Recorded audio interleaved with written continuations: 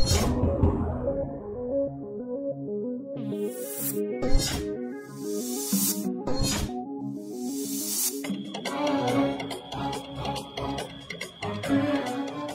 ছাগল নিয়ে আপনি কই যান? কেন, এই ছাগল তো আমার, হাতে নিয়ে যাইতেছি বেচতে। ও আচ্ছা, এই ছাগল না আপনার? আপনার ছাগল আপনি হাটে বেচতে নিয়ে যাইতেছিলেন? আমার নাম জরিনা, আমি কোথায় কাউরে ছাড়ি না। এই ছাগলটা আমার, আমার ছাগল আপনি নিজের মনে করে হাতে নিয়ে যাইতেছেন বেচতে? এত সাহস আপনি পান কই? আরে তুমি কি কইতাছো?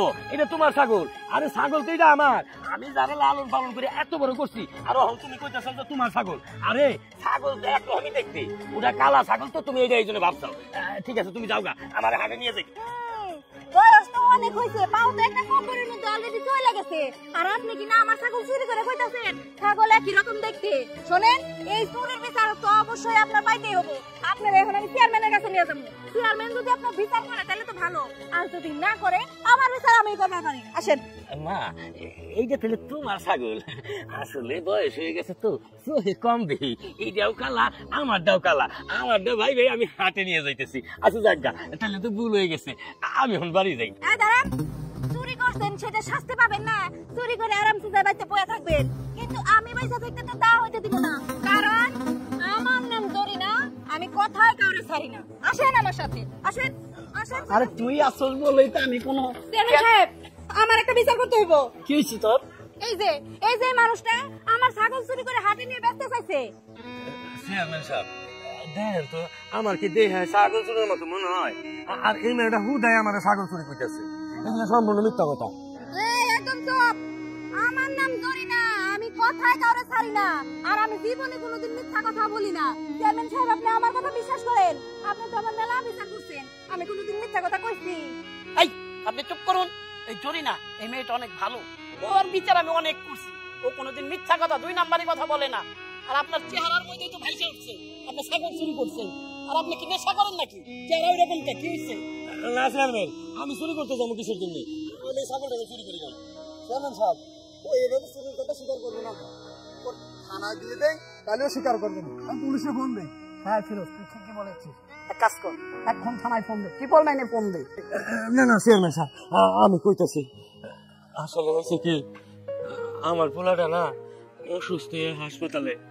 তা আমার ডাক্তার রিং করে কইলো এখানে নাকি টাকা নিয়ে যাওয়ান লাগবো, 5,000 টাকা লাগবো। আমি এত টাকা কই পাবো? আমি তো দিন মজুর, কটা দিন আনি দিন খাই, আমার তো একটা টাকাও জমা করতে পারি না। তো আমার পোলার চিকিৎসার জন্য আমি ছাগলটা ধরছিলাম চেয়ারম্যান সাহেব, কিন্তু রাস্তার মধ্যে উনি আইসা আমারে দইরা ফেলাইছে। শুনুন, আপনার বাচ্চা অসুস্থ, আপনি আমাকে বলতেন, আমরা জনগণের প্রতিনিধি, আমরা বিভিন্ন জায়গায় সাহায্য সহযোগিতা করি, আপনারাও আমরা সাহায্য সহযোগিতা করতাম। তা না করে আপনি কি করলেন? এই মেয়েটার ছাগল চুরি করলেন, আপনি নিজের অপরাধ নিজেই করলেন। এটা কি কাজটা ঠিক করলেন? এই জরিনা, কি আর করবি, ওনাকে ক্ষমা করে দিই, ওনার বাচ্চাটা নাকি হাসপাতালে। আমার নাম জরিনা, আমি যেমন কথায় কাউরে ছাড়ি না, তেমনি আমার সামনে যদি কেউ বিপদে পড়ে তার উপকার না করে আমি ছাড়ি না। আপনি আমার সাথে চলেন, আমি আপনার 5,000 টাকা দিব। দেখছেন এই মেয়েটা কি মহৎ? মেয়েটার গুণ দেখুন আর আপনার গুণ দেখুন। আপনার বাচ্চা অসুস্থ, আপনি গ্রামের 10 জনকে বলতেন, তারা আপনাকে সাহায্য করতো। তা না করে আপনি একটা ছাগল চুরি, একটা জঘন্য অপরাধ করতে গেলেন। জরি না, যা হবার হয়েছে আপনাকে ছেড়ে দেখুন না করে। তাই শুনুন, আমরা আপনার ছেলেকে দেখতে যাবো। তাই ফিরোজ, ড্রাইভারকে গাড়ি বের করতে বলো।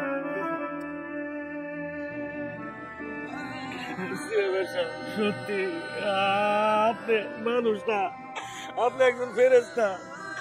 আপনার মতো চেয়ারম্যান যদি সপ্তাহ দেশে একজন করে থাকতো, তাহলে আমাদের মতো কিছু অসহায় দরিদ্র মানুষদের কোনো সমস্যা হইতো না, তারা খুব ভালোভাবে চলতে পারতো। চেয়ারম্যান সাহেব, আহা, কান্নাকাটি করছেন কেন? চলুন তো হাসপাতালে চলুন।